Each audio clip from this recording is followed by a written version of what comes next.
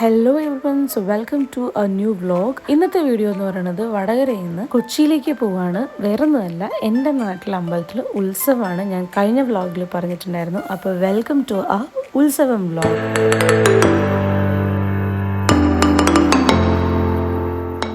അങ്ങനെ ഞങ്ങൾ early morning ജനശതാബ്ദിക്കാണ് വീട്ടിലേക്ക് പോകാൻ വേണ്ടിയിട്ട് ബുക്ക് ചെയ്തിട്ടുണ്ടായിരുന്നത്. ജാനിക്ക് വഴിയിൽ ട്രെയിനിൽ നല്ലൊരു ഫ്രണ്ടിനൊക്കെ കിട്ടിയിട്ടുണ്ടായിരുന്നു. എറണാകുളത്ത് ഇറങ്ങിയിട്ട് ഞങ്ങളൊരു യൂബർ വിളിച്ചു വീട്ടിലെത്തി. ഈവനിങ് ആയപ്പോഴത്തേക്കും അമ്പലത്തിൽ പോയി. ഉച്ചയ്ക്ക് ഞങ്ങൾ പോയിട്ടുണ്ടായിരുന്നു, പക്ഷെ എനിക്ക് അവിടെ വീഡിയോ എടുക്കാനായിട്ട് ഞാൻ വിട്ടുപോയി. അപ്പോൾ ഈവനിങ് അമ്പലത്തിൽ പോയി എല്ലാവരെയും കണ്ടു. അജന്ത ഗ്രൂപ്പിൻ്റെ വംശം എന്നുള്ള നാടകമായിരുന്നു അന്ന് ഈവനിങ് പ്രോഗ്രാം. കുംഭമാസത്തിലെ ഉത്രട്ടാതി, രേവതി, അശ്വതി, ഭരണി ഈ 4 ദിവസങ്ങളിലാണ് നമ്മുടെ ഉത്സവം ഉണ്ടാവല്.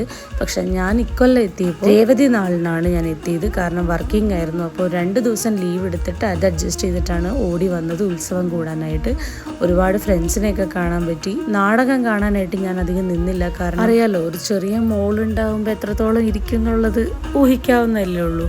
അതുകൊണ്ട് നാടകത്തിൻ്റെ കുറച്ച് പോർഷൻ മാത്രം കണ്ടിട്ട് ഞാൻ വീട്ടിലേക്ക് വന്നു. പക്ഷെ അവിടെ കണ്ട എല്ലാവർക്കും നല്ല ഇഷ്ടമായി എന്ന് പറഞ്ഞ് ഒരുപാട് അവാർഡൊക്കെ കിട്ടിയിട്ടുള്ള നാടകമാണ്. പണ്ട് നാട്ടിലെ എല്ലാവരും കൂടെ ഇങ്ങനെ സ്റ്റേജിൻ്റെ തൊട്ട് താഴെ പോയിട്ട് പേപ്പർ വിരിച്ചിരിക്കും നാടകം കാണാനായിട്ട്. അതൊക്കെ ഒരു ഓർമ്മയാണ്. ഇതിപ്പോൾ അടുത്ത ദിവസമായി അശ്വതി നാള്. രാവിലെ തന്നെ ജാനിനെ കുളിപ്പിച്ച് റെഡിയാക്കി ഞാൻ നിർത്തിയിട്ടുണ്ടായിരുന്നു അമ്പലത്തിൽ പോകും. അവിടെ ചെന്നിട്ടുള്ള എല്ലാ വിശേഷങ്ങളും കവർ ചെയ്യണമെന്നൊക്കെ ഉണ്ടായിരുന്നെങ്കിലും പിള്ളേരെയും കൊണ്ട് എല്ലാം ഒന്നും അങ്ങോട്ട് എത്തുന്നുണ്ടായിരുന്നില്ല. അങ്ങനെ ഞങ്ങൾ അമ്പലത്തിലെത്തി ചെയ്യാനുള്ള വഴിപാടെല്ലാം ചെയ്തു, പറയെല്ലാം വെച്ചു. അപ്പോഴത്തേക്കും ശീവേലി തുടങ്ങിയിട്ടുണ്ടായിരുന്നു.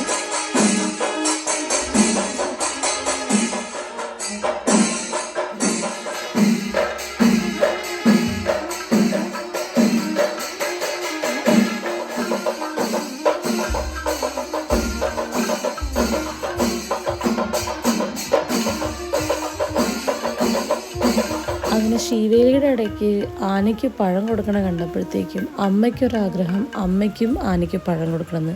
ഞാൻ വേഗം തന്നെ അച്ഛയോട് പറഞ്ഞപ്പോൾ അച്ഛ ഒരു കൊല പഴം എടുത്തിട്ട് അമ്മയുടെ കയ്യിൽ കൊടുത്തു, അമ്മയുടെ ആഗ്രഹം തീർക്കാനായിട്ട്.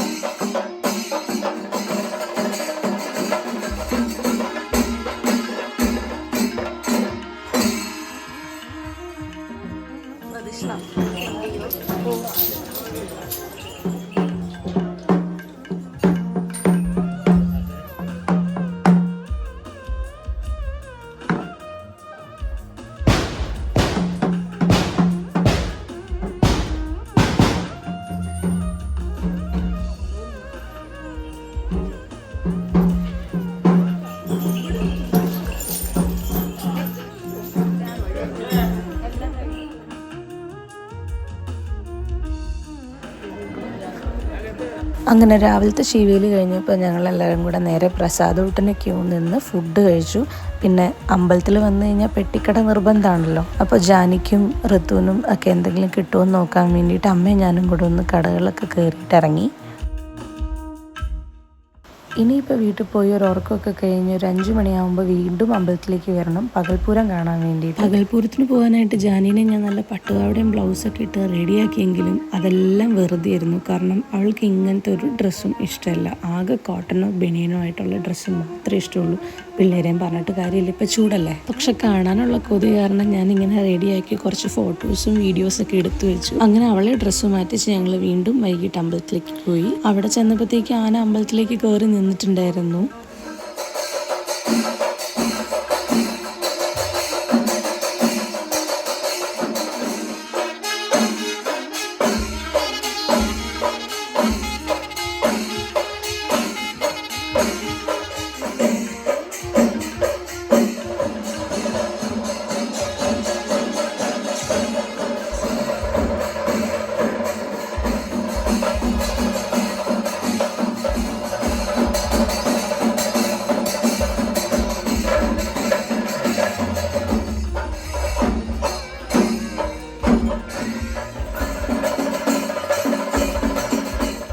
ഇന്ന് നമ്മുടെ അവിടെ മേളത്തിന് വന്ന ഒരു ചേട്ടന് അവിടെ ഒരു അവാർഡ് കൊടുക്കുന്നുണ്ടായിരുന്നു.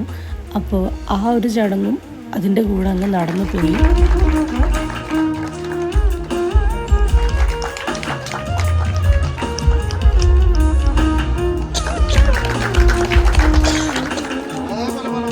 അങ്ങനെ ദീപാരാധന കഴിഞ്ഞപ്പോൾ രാത്രി 8 മണിയോളമായി. ഇനിയിപ്പോൾ പോയി റെഡിയായി വന്നിട്ട് വേണം ഞങ്ങൾക്ക് കാലത്തിന് പോകാനായിട്ട്. എൻ്റെ ഇത്ര നാളത്തെ ഓർമ്മയിൽ ഇതുപോലത്തെ ഒരു കുംഭമാസത്തിൽ അശ്വതി ഉണ്ടായിട്ടില്ല. കാരണം അന്ന് നല്ല മഴയായിരുന്നു, കേരളം ഒട്ടാകെ മഴയായിരുന്നു. താലത്തിൻ്റെ ദിവസം മഴ പെയ്യാന്നുള്ളത് ആലോചിക്കാമല്ലോ എങ്ങനെയായിരിക്കും എന്നുള്ളത്. എല്ലാവരും യൂണിഫോം സെറ്റൊക്കെ കൊടുത്ത് വന്നു കഴിയുമ്പോൾ മഴയാണെങ്കിൽ എങ്ങനെയായിരിക്കും എന്നുള്ളൊരു ഡൗട്ടിലാണ് എല്ലാവരും വീട്ടിൽ നിന്ന് ഇറങ്ങിയിട്ടുണ്ടായിരുന്നത്. പക്ഷെ അവിടെ വന്ന് താലം കൊളുത്തി കഴിഞ്ഞാൽ മഴ അങ്ങ് മാറുന്നു കരുതി. പക്ഷെ വിചാരിച്ച പോലെ ആയിരുന്നില്ല.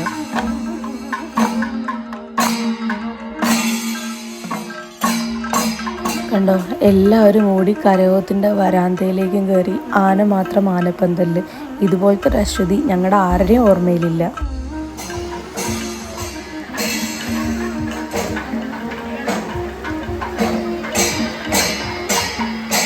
താലം മുഴുവനും ഹോളിൻ്റെ അകത്തും കൊട്ട് വരാന്തയിലും ആനപ്പന്തലിലും അങ്ങനെയായിരുന്നു താലം.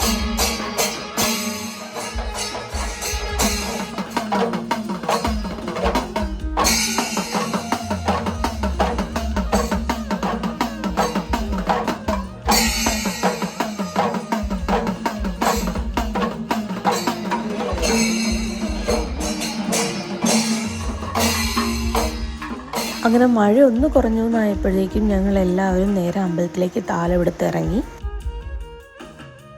അമ്പലത്തിലെത്തിയപ്പോഴേക്കും വീണ്ടും മഴ തുടങ്ങിയപ്പോൾ ഞങ്ങളെല്ലാം നവരാത്രി മണ്ഡപത്തിലും മേളവും ആനയും അങ്ങ് പന്തലിലും ആയിപ്പോയി.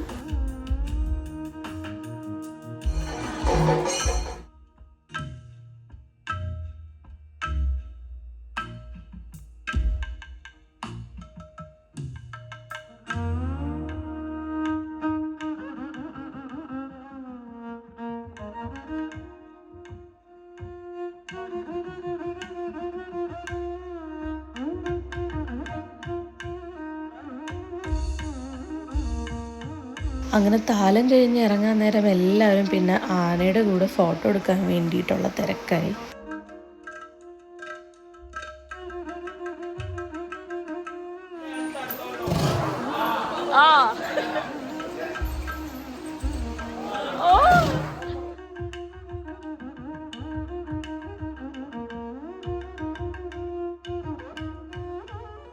അങ്ങനെ എല്ലാവരുടെ കൂടെ ഫോട്ടോസും വീഡിയോസും എല്ലാം എടുത്തിട്ട് ആന തിരിച്ചുപോയി. അങ്ങനെ ഇന്ന് ഉത്സവത്തിൻ്റെ അവസാന ദിവസമായ വിശേഷപ്പെട്ട ദിവസമായ ഭരണി നാളാണ്. ഞാൻ രാവിലെ തൊഴാൻ വന്നപ്പോഴത്തേക്കും അവിടെ എല്ലാവരും വൈകിട്ടത്തെ വലിയ ഗുരുതിക്കുള്ള തയ്യാറെടുപ്പിലായിരുന്നു. അതേസമയം തന്നെ അവിടെ ഓട്ടം തുള്ളലും നടക്കുന്നുണ്ടായിരുന്നു. ഓട്ടംതുള്ളൽ കഴിഞ്ഞ പാടെ ഉച്ചയ്ക്ക് ഉണ്ണാൻ വേണ്ടിയിട്ടുള്ള ക്യൂ റെഡി ആയിരുന്നു. പക്ഷെ ഞങ്ങൾ ആദ്യം തന്നെ ക്യൂവിൽ നിൽക്കണ്ട, കുറച്ചുകൂടെ കഴിഞ്ഞിട്ടാവാന്ന് കരുതി കുറച്ച് വെയിറ്റ് ചെയ്തു. അപ്പോഴേക്കും എന്താ ആളെത്തിയിട്ടുണ്ട്, ലക്ഷ്മി. മുന്നേ ഉള്ള വ്ളോഗുകളിലൊക്കെ പറഞ്ഞിരിക്കണ പോലെ ഞങ്ങൾ നാട്ടിലെത്തിക്കഴിഞ്ഞാൽ എങ്ങനെയെങ്കിലും അങ്ങോട്ടും ഇങ്ങോട്ടും മീറ്റ് ചെയ്യാനുള്ള കാര്യങ്ങൾ കണ്ടുപിടിക്കും. അങ്ങനെ ഞങ്ങൾ ഊണെല്ലാം കഴിഞ്ഞു പായസവും കുടിച്ചിട്ട് വീണ്ടും പെട്ടിക്കട കണ്ടപ്പോൾ അങ്ങോട്ടേക്ക് പോയി. അവിടെ നിന്ന് കുറച്ച് സാധനങ്ങളും വാങ്ങി വന്നപ്പോഴത്തേക്കും അവിടെ ഐസ്ക്രീം വണ്ടി വന്നിട്ടുണ്ടായിരുന്നു. എല്ലാവരും കൂടെ വേഗം ഐസ്ക്രീം എല്ലാം വാങ്ങി അങ്ങനെ റെസ്റ്റ് എടുക്കാൻ വേണ്ടിയിട്ട് ഞങ്ങൾ നേരെ വീട്ടിലേക്ക് പോന്നു. ഇനി വൈകുന്നേരം അമ്പലത്തിലേക്ക്. വൈകുന്നേരം നമ്മുടെ ഒരു കുഞ്ഞനിയൻ മഹാദേവൻ്റെ തായമ്പക അരങ്ങേറ്റമുണ്ട്. അതിന് വിശിഷ്ട അതിഥിയായിട്ടുണ്ടായിരുന്നത് മേളപ്രമാണി ശ്രീ മട്ടന്നൂർ ശങ്കരൻകുട്ടി അദ്ദേഹമായിരുന്നു. അന്താരാഷ്ട്ര തൃശ്ശൂർ പൂരത്തിലെ അക്കാദമി ചെയർമാനുമായ അദ്ദേഹത്തെ സ്വാഗതം ചെയ്യുന്നതിനും ആദരിക്കുന്നതിനുമായി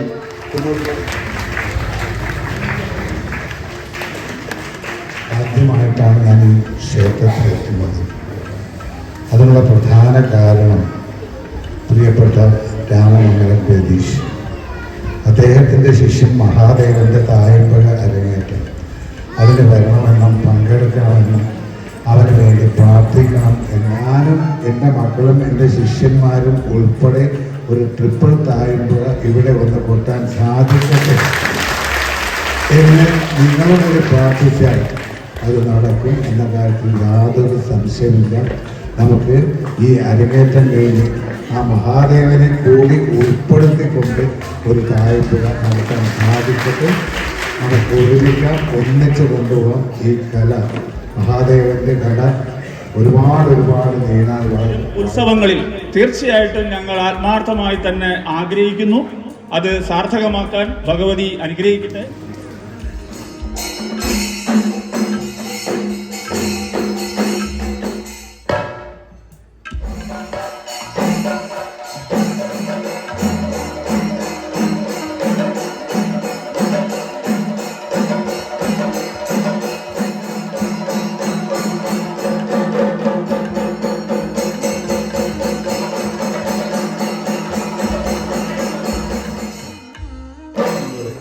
തായമ്പകയുടെ ചക്രവർത്തിയെ തന്നെ സാക്ഷിയാക്കി തൻ്റെ കലാജീവിതത്തിലെ ഈ അരങ്ങേറ്റം കുറിച്ച, അല്ലെങ്കിൽ ഇന്ന് ഇതുപോലും മഹത്തായ കലാകാരനെ സാക്ഷിയാക്കിക്കൊണ്ട് അരങ്ങേറ്റം കുറിക്കാൻ ഭാഗ്യം സിദ്ധിച്ച പ്രിയപ്പെട്ട മഹാദേവ് സന്ദീപിന് എല്ലാ അനുഗ്രഹങ്ങളും അണിയിച്ച് അനുമോദിക്കുവാൻ വേണ്ടിയിട്ട് പുന്നൂർക്കുളം NSS തലയോഗത്തിന്റെ പ്രിയപ്പെട്ട സെക്രട്ടറി ശ്രീ B. വിശ്വംഭരൻപിള്ളയെ സാദരം ക്ഷണിക്കുന്നു.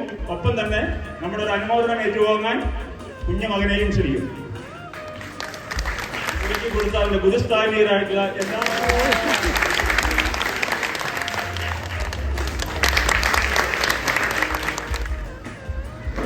നമ്മുടെ പ്രിയപ്പെട്ട ആശാൻ രതീഷ് ആശാൻ ഒരു ആദരം കൊടുക്കുവാനായിട്ട് പ്രിയപ്പെട്ട കരയോഗം സെക്രട്ടറിയെ സാദരം. ഈ പരിപാടി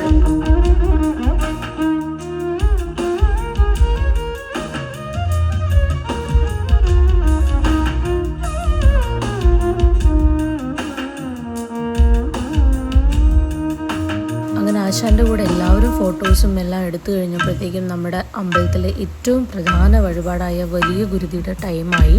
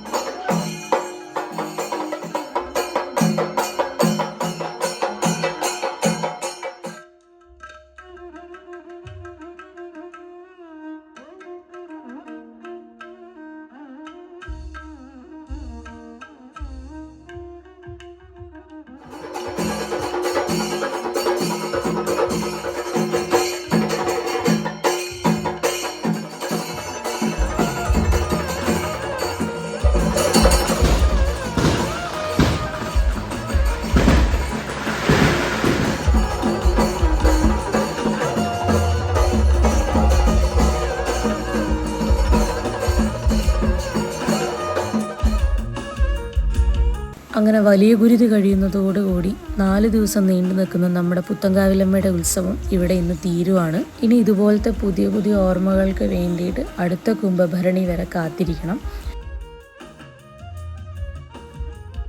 അപ്പോൾ നമുക്ക് വീണ്ടും അടുത്ത വീഡിയോയിൽ കാണാം. അതുവരേക്കും ബൈ.